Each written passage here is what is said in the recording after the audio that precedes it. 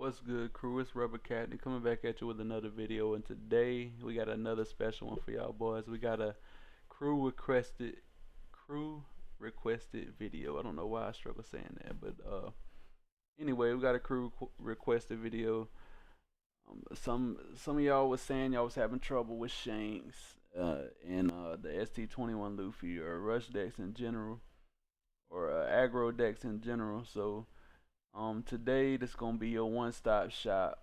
If you're having trouble with aggro decks and you love playing RP Luffy, this is gonna be the video for you right here.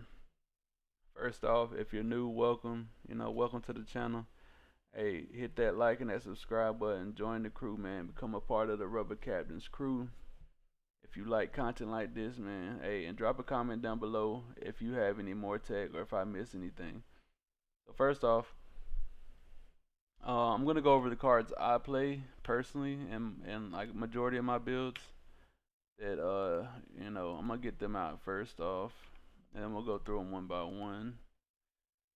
Got this, this.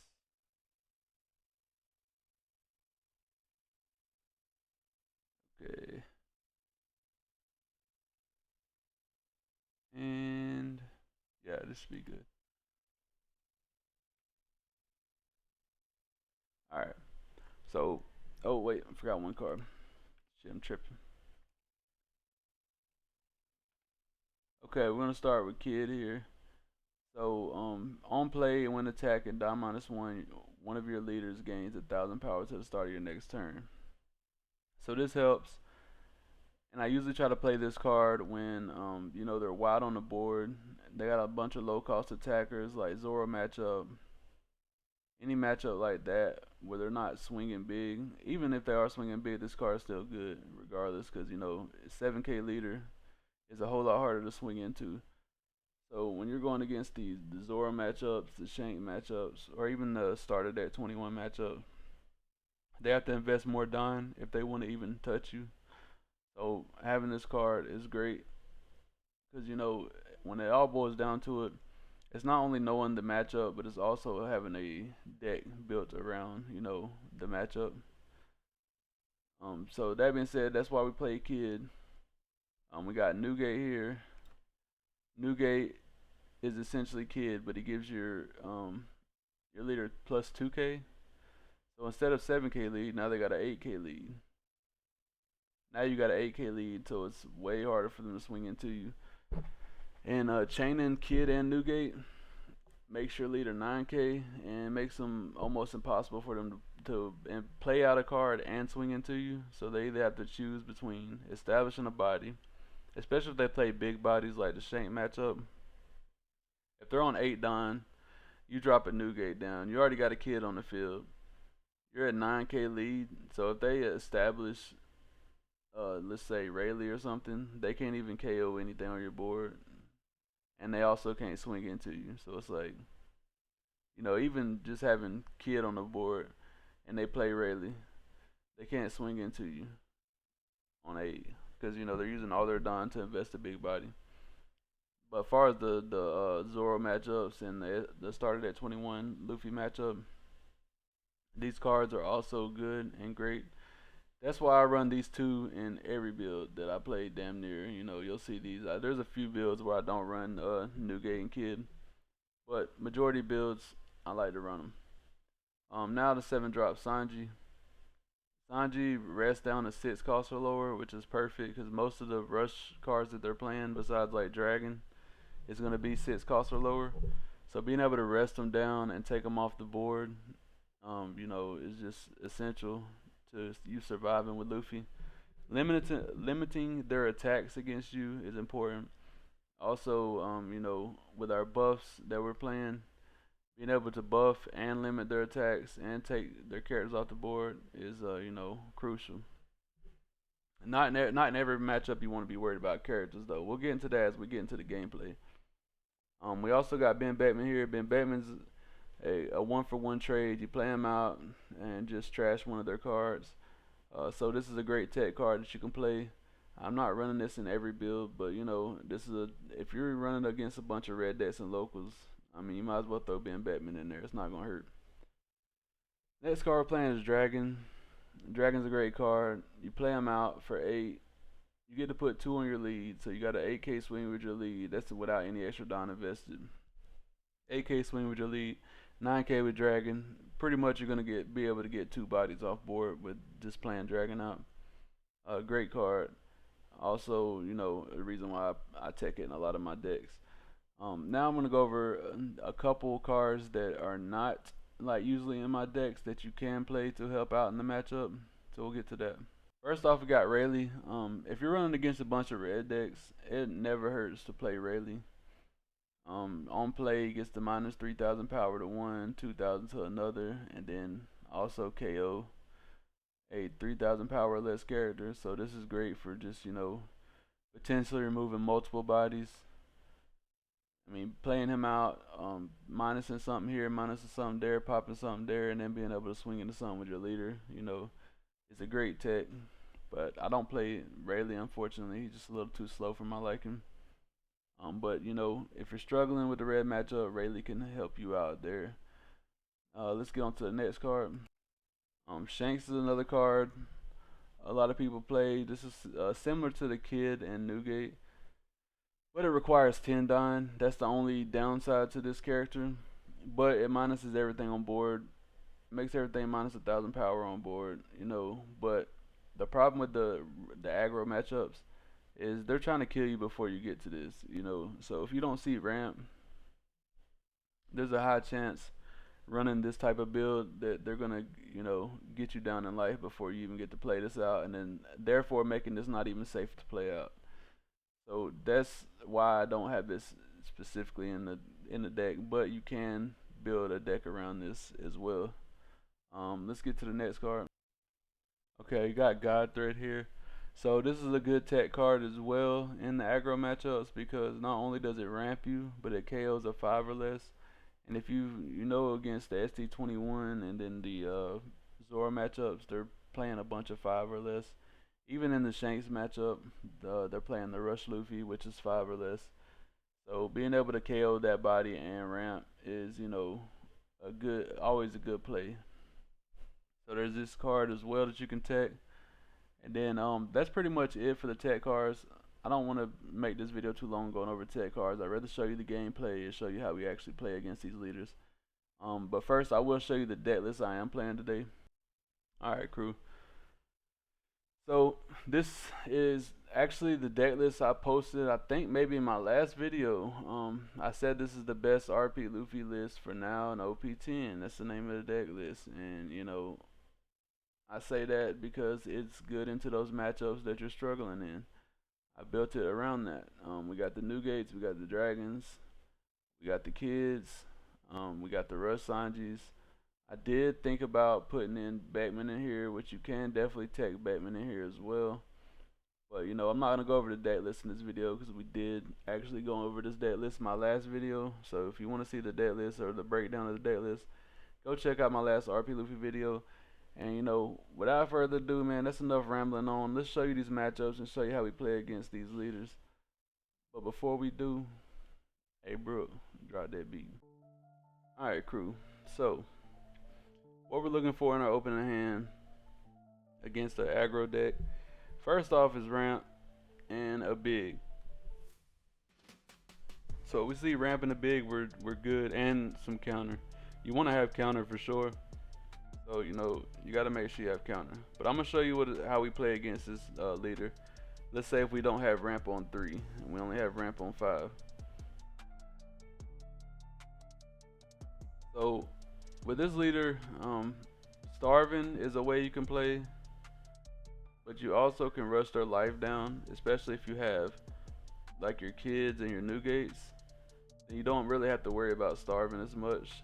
But you have to know, you know, when to attack bodies and when not to attack bodies. So since we didn't have a play on 3 here, I just strap up 3, swing 9. It's always a safe play, usually guarantees you a life. So right now he's got 7 cards in hand, and I do kind of debate playing this law early, but then it's like it's gonna put me behind in ramp, so there's no point in doing that.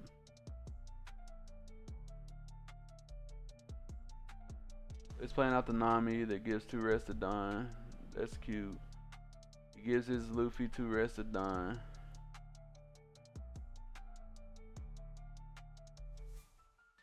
See what he does here. I remember this guy. This guy was playing kind of slow. But I mean, it's cool. He's probably learning the deck or something. That's all good. So he draws the 5 cost rush Luffy, so I know he has that in hand. And usually I like to take life early, but I'm not taking life early unless I have the 2 cost event, which is Thunder Bagua. If we don't see Thunder Bagua and we got decent amount of counter in hand, we're not going to take early life unless he swings like 9 or 8. I'm not going to counter out of that. But if I can get out of it with 1 card early game against the aggro leader, then I will. Alright, so we're on 5 down here. We're going to probably put 1 on lead, swing 7, play out our Brulee, and we're Gucci. We're safe from 1 attack, and then, you know, we can counter out of another one if we got to. See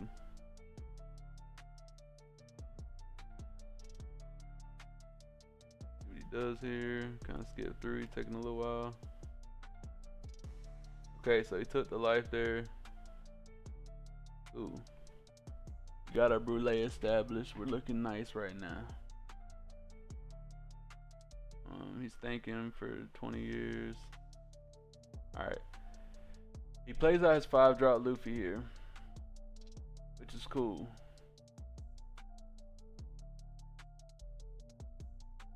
Alright. He uses the Nami effect to put 2 on his leader. See what he does. He does leader effect to put 2 on the Luffy. That's nice.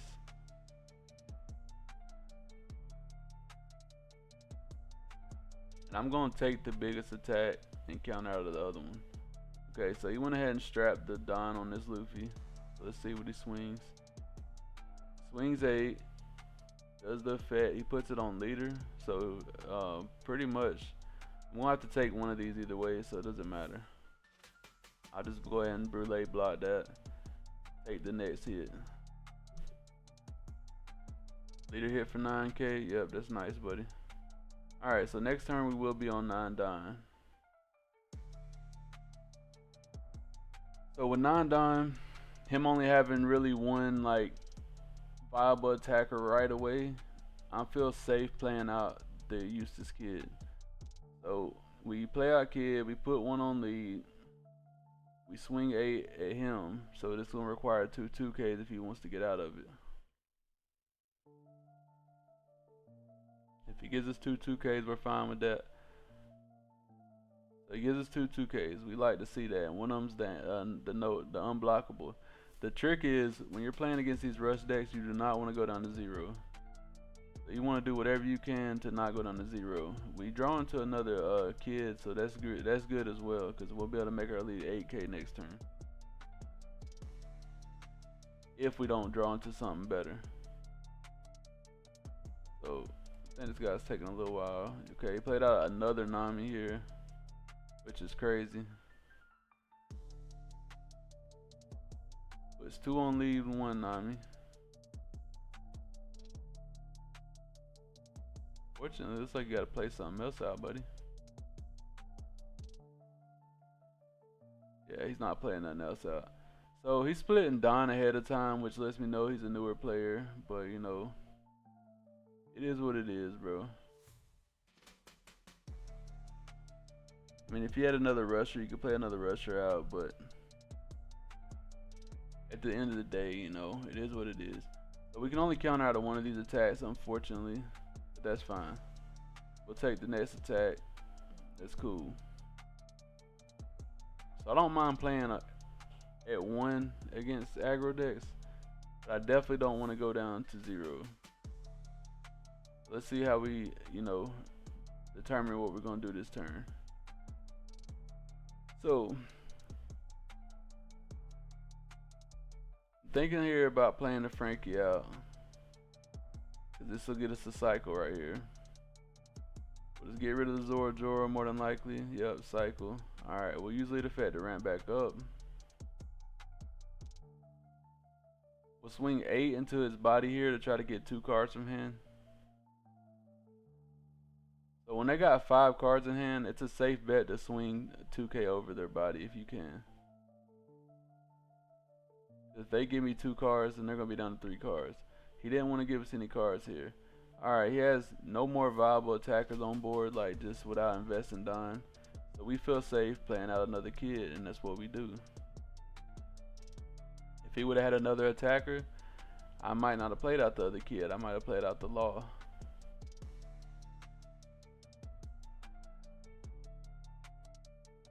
He counters out the hit. He doesn't want to go down too low, which is understandable because, you know, RP Luffy is known for playing rush cards and also, you know, Gear 5. So he plays the unblockable Luffy here. So it's looking like we might have to go down to 0. Let's see what he does.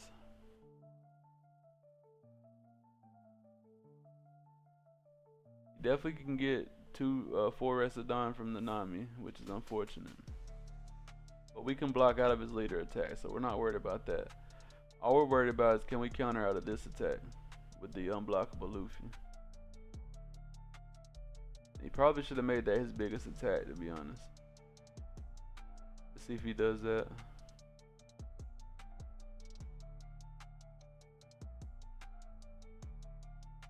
Right now we're 8k lead.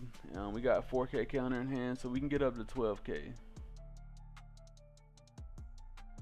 So he split all his Dawn up. He let us know how much we got to get out of.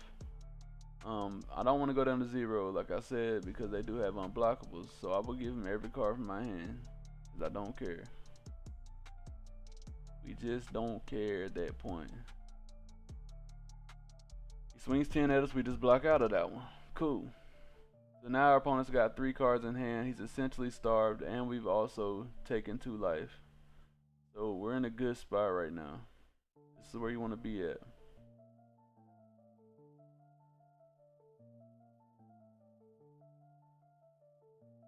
So he's taking forever to pass. Alright, he passes. So we just swing 6 off top. We drew into another kid, which is crazy. Swing 6 off top, right? Probably a dragon play, to be honest. Oh, we're going for game because he's low cards in hand, which makes sense as well. You can put yourself in this situation as well, where it's like either they got it or they don't, and it's safe bet if they got 3 cards in hand, they can't handle 2 kid swings and a Gear 5. Granted, we did have to ramp one with our leader already. That's why we swung first with the leader. So we will only be at 2 done once we reset. But it doesn't matter because it's like, you know, are you gonna get out of another 8k swing? You don't got that many 2ks. Let's be realistic here. So we swing 8. Either they got it or they don't. You either got 2 2ks here or you don't. He don't. Alright, so now we feel safe, you know, going for the game, finishing them off. GG's. Okay. That guy wasn't the greatest player, let's be realistic here, which is fine. He probably got that bad manners kid course out of life just now, which, you know, would have been unfortunate if he did have it ahead of time.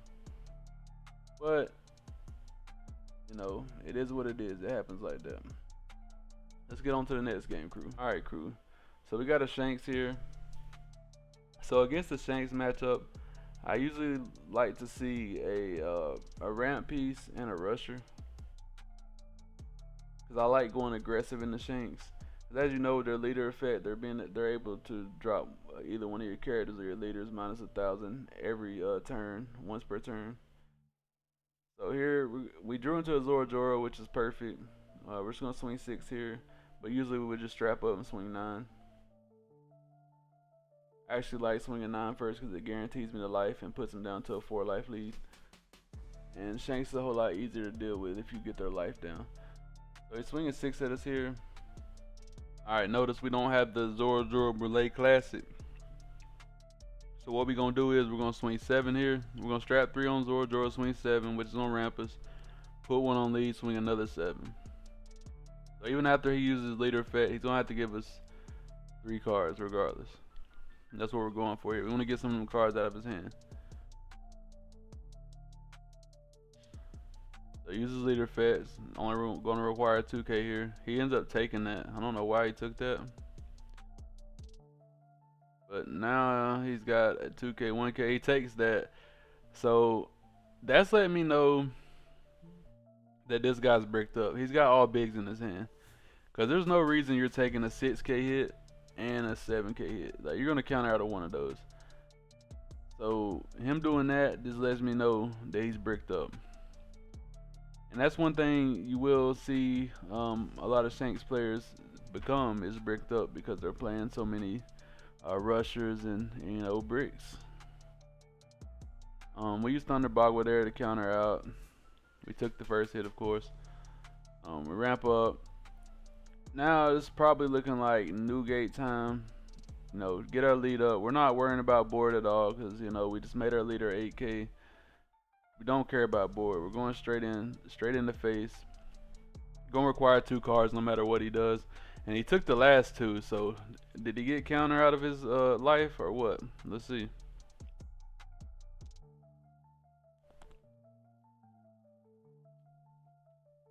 What he counter right there?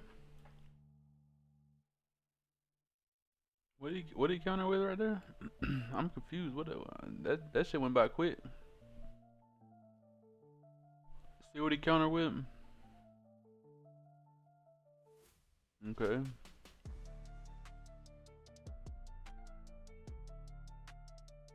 Oh my, he countered with 3 1Ks. So that let us know he definitely was bricked up. Like, you're not gonna counter with 3 1Ks unless you're just super bricked, especially not with that hand size. So now we're really comfortable. And even so comfortable to say is, if he don't play a blocker this turn, he's probably cooked. And we might even just bait him into, not playing a blocker. Let's see what he does. He plays out a Rush Zoro, which is kind of crazy. That is counter. But that being said, you being an 8k leader, if he plays out a big right here, he has no way to swing into you. So it's like, he has to do something, right? So he played out a lower cost body to hopefully give him, try to go a little bit wide and be able to swing. But I got sad news for him. We could go dragon here even, if we want to like guarantee the kill. We should just swing 10 first to see what he does. We're gonna swing 6 first. Yeah, we're probably gonna go dragon or 10 drop. I don't know what we're doing here, to be honest. I would have just swung 10 first, and if he takes, play out the oh, okay, I know what we're doing. Okay. See, look, when I'm playing, I'm in a different mindset. So it's like, okay, I know you're bricked up, right? You got some blockers on board. I mean, you got some bodies on board, not blockers. You got some bodies on board. I can't kill you with the Gear 5 play. So we're going to play it safe. But we're still not playing too safe. What we're going to do is here, we're going to play out the dragon. We swing 6 first to get whatever counter you do got left in your hand out of your hand. Play out the dragon, swing 9, and see if you want to counter out of that. Putting 2 down on Newgate. Because if you know Newgate can pop a 3k or less if he's got 2 Don attached. So now we're gonna swing 9. We didn't have to swing 9 there first, but we're gonna do it anyway just to see if he wants to counter out. If he takes, either way it doesn't matter. We're gonna swing 12 into the Luffy, KO in the Sanji, and then now he's only got 2 swingers. We got 2 life, and we got 2 open Don. 2 bluff events. Not saying we got an event, but to bluff them. Yeah. I forgot, hey boy, I forgot your boy be thinking a little different, you know what I'm saying? We be in the zone, we be thinking different, man. But plays like that matter, plays like that could determine whether you're gonna win or lose the game. Like, we knew he was bricked up, right? But he could have been bluffing us. And just in case he was bluffing us, this is always a safe bet. I think it takes a little while here. Hold up. Okay, so he quit. He quit out there. He quit out there. Let's see what he had in hand. Try to stop it. Okay. Yeah, he was super bricked up. He did have an event though. I don't know why he didn't leave an open dime. I guess because he wanted to get that extra swing. I don't know. But yeah, he would have died to Gear 5 regardless. But either way it goes, playing it safe. Because they do sometimes have that event trigger in life. They can give you minus 10k, and then you're in a situation where you might lose. You know what I'm saying? So it's better to be safe than sorry. So that being said, we swing 9 into him. If he takes it, he takes it. It is what it is. It don't matter. We're gonna go for his board anyway. You're not getting out of a 12k with no open dime. 5 cards in hand, 6 cards in hand, whatever. Unless you got, a bunch of 2Ks. And being that you've counted out with 1Ks, more than likely you don't got the 2Ks. So being able to KO 2 bodies there with 1 swing. Now you only got 2 relevant attackers. He doesn't have any rushes in hand. He's cooked, all the way cooked. Like, he's got 2 swings, that's it. We got 2 massive bodies on board, our leader, and then all we have to do next turn, swing, Gear 5, GG's. Even Sanji more than likely would close out the game for us in that point. But either way it goes, that's how we play the matchup. Let's get on to the next one, crew. Alright, crew, this is the last and final game right here against Shanks. So, we didn't get any Zoro matchups, but essentially the only difference with Zoro is you want to try to clear their board every time. So you want to attack into their board anytime they have something rested. Starve them, and then, go wide and then kill them. That's your goal. Chaining, you want to look for kids, new gates, if you're playing them. If not, you want to look for your rusher, Sanji, Ben Batman, cards like that when you play them, you can have a chance of removing the board. That's what you want to go for. So he swings 7 at us here. We already took 1 life, so we definitely don't want to take another one. Alright, cool. He plays out the little Sanji there. So we got a 7-drop Sanji in hand, and I don't want to give him a free attack, so there's no point. So we can just play out our 7-drop Sanji here. Rest down his Sanji, swing 6 into it. I'm thinking here, I'm trying to debate, and like, I could play Kid, but nah. So he rests down his Sanji, swing 6 into it. Of course, he's not gonna save it. Swing 7. Cool. We got his body off board, and he's gonna worry about the Zoro Joro, so it is what it is. He actually used a divine departure to KO our Sanji there. And that's fine. It is what it is. Now I'm gonna turn on the pressure. We got a rusher. He has no valid attackers, so I feel safe playing out a rusher here. If he had a valid attacker, then I would go with Kid. And when I say valid attacker, I just mean an attacker that can attack into my leader with no Don invested, or even just a 5k attacker. Below 5k, I don't consider them valid attackers because it requires 2 Don to, 2, 3, 4 Don to invest, and I don't really care about that. So he did use Rayleigh on our dragon to minus him 3. That's fine. Now we're gonna play out our Kid because we don't have any other option to play out. Swing 7, ramp, play out a King Do blockers to protect our dragon, and then we leave 1 open for Gum Gum Giant. You have to be able to make plays like this. This is why 3 cost blockers are great for this build, because you're able to play out Kid on 10, -1, play out a blocker, and still have 1 up for Gum Gum Giant. Now you establish a blocker, another body, major leader 7k, and you got a Gum Gum Giant. So we're gonna take the Rayleigh hit here. He plays a 10-drop Shanks, which is nice. But just notice I'm ignoring his board right now. I'm not going to attack in the Rayleigh and give him a free little baby counter out. We're going for Gear 5 here because he's down to 1 life. And they'll be in this situation, If he wasn't down to 1 life, then I probably would have just played out another Kid. It would have been what it was going to be. But having the hand that I have, I do have a King Do, I do have a Gum Gum Giant, and I know I will be on 4 next turn, so I can swing 6, or we can go for game. I'm thinking here, debating. I'm like, nah, swing 6. We're gonna play it safe. Granted, we could have went for game there, you know, but there's always a chance that he has a 0 cost event like he just had. Now I swing into the red lead with 12 because I see he only has 3 cards in hand.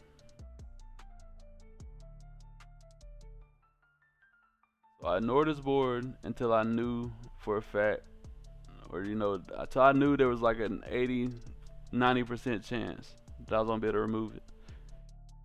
We played King Do out. We still got 1 up for Gum Gum Giant. We're in a good position. So now, if he plays a Rush Shanks, he loses. He plays a Dragon. Playing a Dragon, he still loses. He says GG because he knows he loses. When he sees me pause,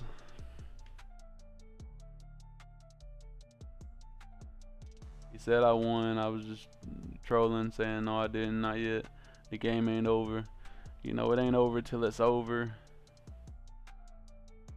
I take that hit, and now I just block the Shanks hit, and it's GG's.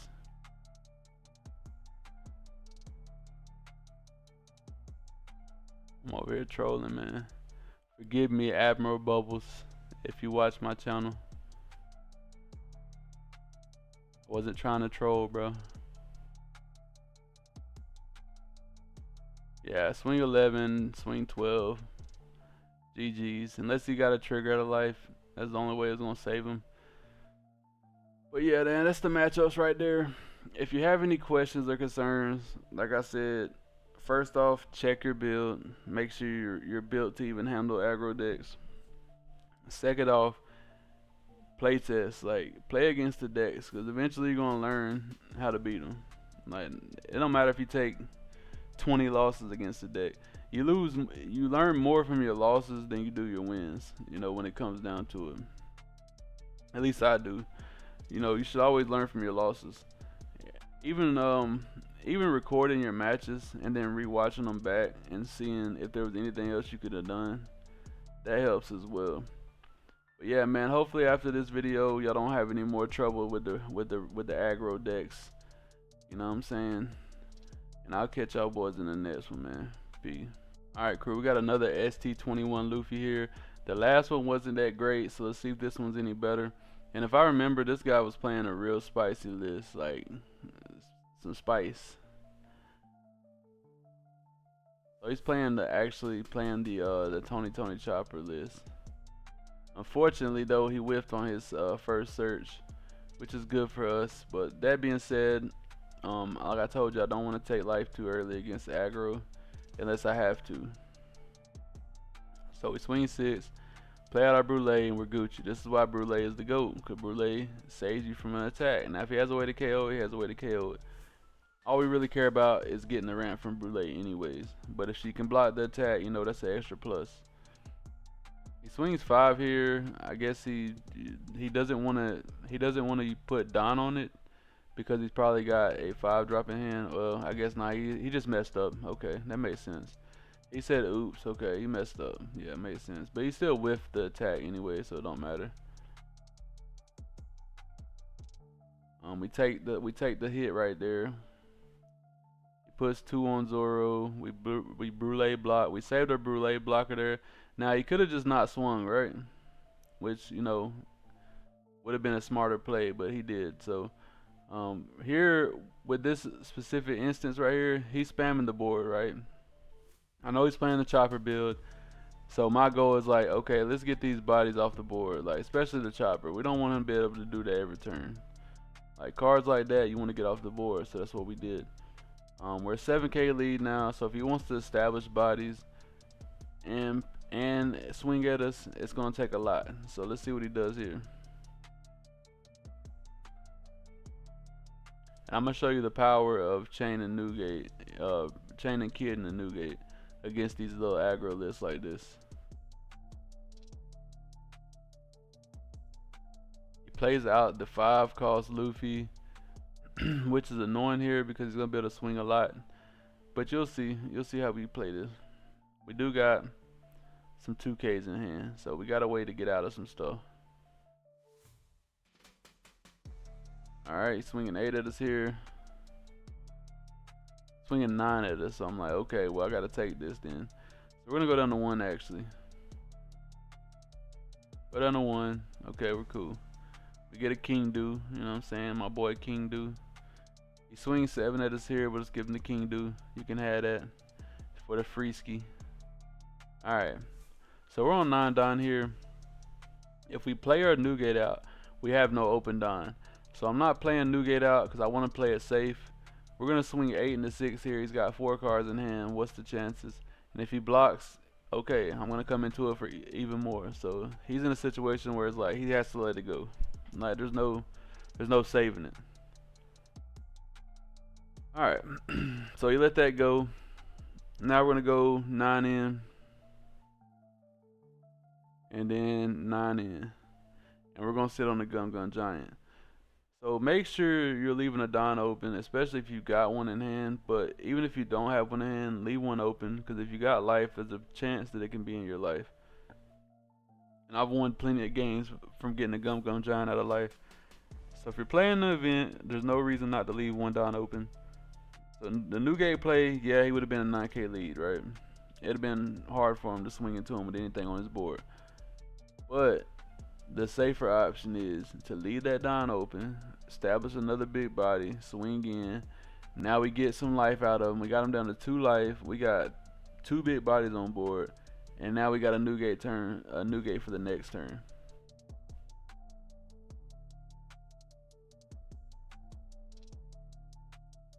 He plays a Nami Searcher here. He's digging in his deck.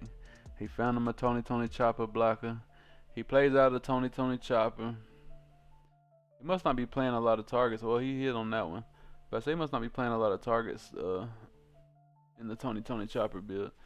But I mean, the builds, it's still going wide. It's just, we're staying so big as a lead, he can't really get over us. Okay, he swings 8 at us here. That's an easy 2K out. And then his next biggest swing would probably be leader. Yep. He straps up on leader, swings 9. We'll go ahead and Gum Giant to cycle, just to try to get another big in our hand.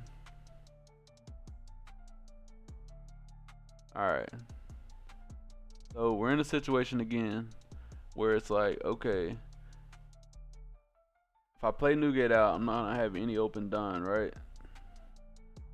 So I'm debating here. It's like I could play Frankie Blocker out, cycle, or I can drop Newgate and just risk it for the biscuit.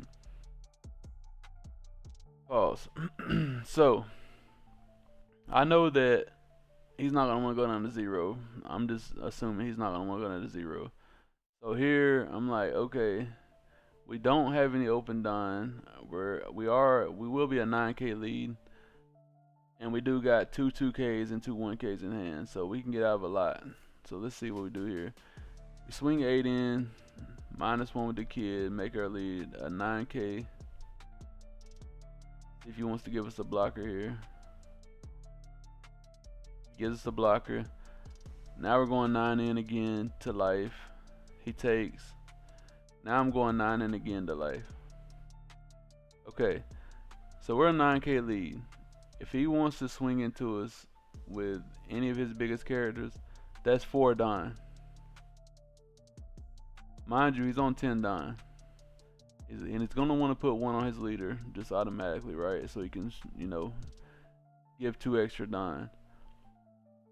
All I have to do is get out of one big attack, right?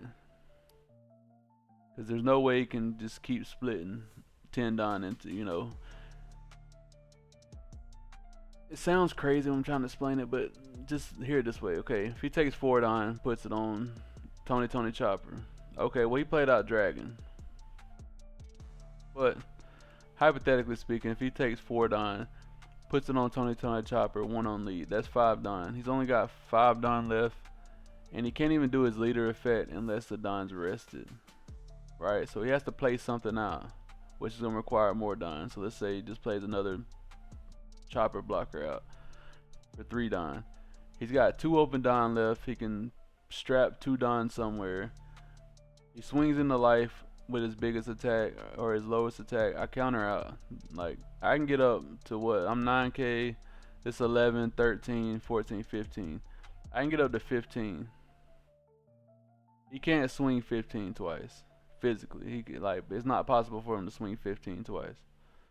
And I've already calculated that, you know, by adding what's in my hand, and then that's why I felt safe playing the Nugget out in that situation.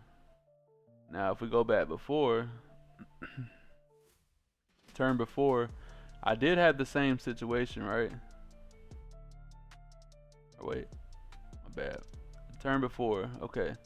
So the turn before, when I played the Dragon out, I did have two 2Ks and a 1K. And I could have said the same thing, right? I could have just went ahead and played the Nugget instead of the Dragon. But if I got Gum Gum Giant in hand, and you know, I can play out a card and leave one up, then I'm going to. If I don't have an option, which in this situation, I did have an option to play out a blocker and then, you know, do that. But then I'm leaving myself open. Okay, I'm a 7K lead. It's a whole lot easier for him to split 2 down here, 2 down here, 3 down here. You see what I'm saying? So he's going to be able to get more attacks in. Yes, I can get out all of them, of course, but at the same time, to play it safe, Newgate was a better option in this situation. So we swing 9, and plus they always have that chance to do that unblockable card as well. So, you know, that being said, it is what it is. We swing 9, swing 9. Oh yeah, it was on his turn. He plays out Dragon. Swinging 13 at us here, right? So all I gotta do is take this. And there's literally nothing he can do. He can't swing with anything else. And he says GG. And I say GG and the game ends. Hold up. Play out Usohachi, play out Usohachi, rest down, rest down. That's another reason why I wanted to keep the Usohachis in hand as well. So being 9K, I would have had a better chance of keeping them in hand. So another reason I want to keep them in hand, just to rest down his blockers to make sure we can get on through, you know what I'm saying? Then we got a shit ton of attacks coming in and it's GG's. Let's get on to the next game. The best way to learn though, to be honest, before I get to the next game, is to just play the matchup. Once you play the matchup, if you're losing consistently against the matchup, then you got one of two things wrong. Either your deck build's wrong, or you're just misplaying. Which is a possibility, you know, we all misplay from time to time. It is what it is, even I misplay, you know. I've called it out, some other people's called it out before. It is what it is, you know, we all misplay. That's what we're doing here, we're learning and growing, as one of my old managers used to say. But let's get on to the next game, crew.